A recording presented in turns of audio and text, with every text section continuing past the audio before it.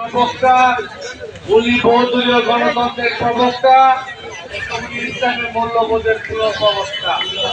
উনি আমাদের গর্ব, আমাদের অহংকার।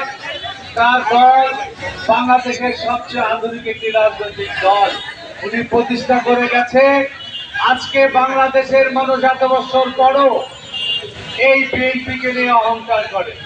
এই বিএনপি জিয়াউর রহমান প্রতিষ্ঠা করেছে, সততার সহিত রাষ্ট্র পরিচালনা করেছে, মানুষের ভাগ্য উন্নয়ন করেছে, মানুষের জন্য একটা আদর্শিক দল দিয়ে গেছে।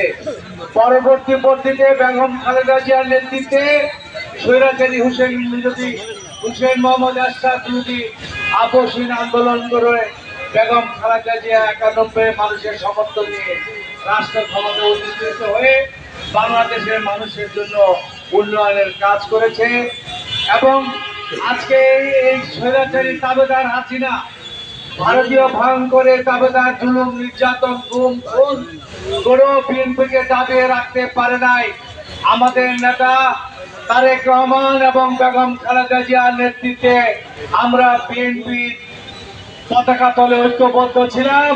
মানুষের অধিকার বাস্তবায়নের পক্ষে আমরা ঐক্যবদ্ধ ছিলাম।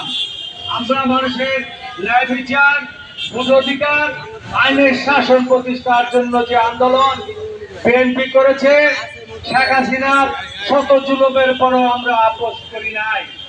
আজকে বাংলাদেশ স্বৈরাচার মুক্ত, তারপরও একটি কথা থাকে, বিএনপি নেতা কর্মীরা 17 বছরে কম ক্ষতিগ্রস্ত হয় নাই। অসংখ্য নেতা কর্মী গুমের শিকার হয়েছে, খুনের শিকার হয়েছে। আমার আশেপাশে যে সমস্ত নেতৃবৃন্দরা আছে সকলের শত শত মামলার, মিথ্যা মামলার, কায়দা মামলার আসামি, জেল কেটেছে, মিথ্যা মামলায় তারা সাজাও দিয়েছে।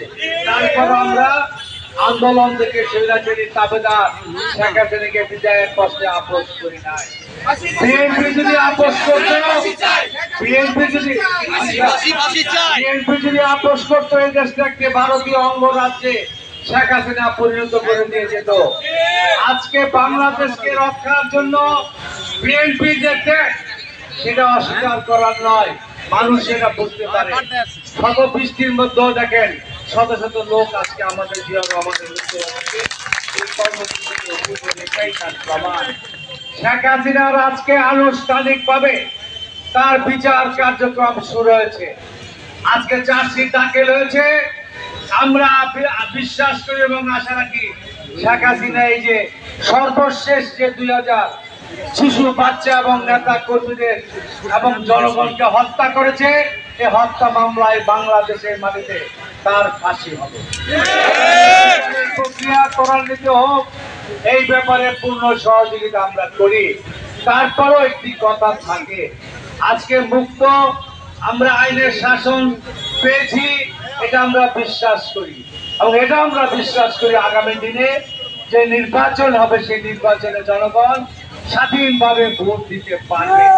এবং মানুষ স্বাধীনভাবে ভোট দিতে পারলে বিএনপি ইনশাআল্লাহ রাষ্ট্র ক্ষমতা অধিষ্ঠিত হবে। তারেক রহমানের নেতৃত্বে এদেশের মাটি আর মানুষের উন্নয়ন ইনশাআল্লাহ আমরা করব। কিন্তু আজকে আমাদের প্রধান উপদেষ্টা, উনি একজন সেলিব্রিটি মানুষ, উনি নিজেও বলেছিল আমি ডিসেম্বরে নির্বাচন দিব। বিএনপিও বলছে যে ডিসেম্বরে আপনি নির্বাচনের যে কথা বলেছেন সেটা আপনি বাস্তবায়ন করেন। কিন্তু তারপরে কার সুতার টানে উনি আবার জানুয়ারির দিকে জুনের কথা বলছে। উনার মতো লোক যদি কথার বরখেলাপ করে, যার হাতে আমরা রাষ্ট্র পরিচালনার দায়িত্ব দিয়েছি সর্বদলীয় ভাবে এবং সকলে মিলে, উনি কথা কাজে মিল লাগবে, দেশের মানুষের আশা আকাঙ্ক্ষার বাস্তবায়ন করবে। একটা ভোটের অধিকার বাস্তবায়নের জন্য আমরা জীবন দিয়েছি।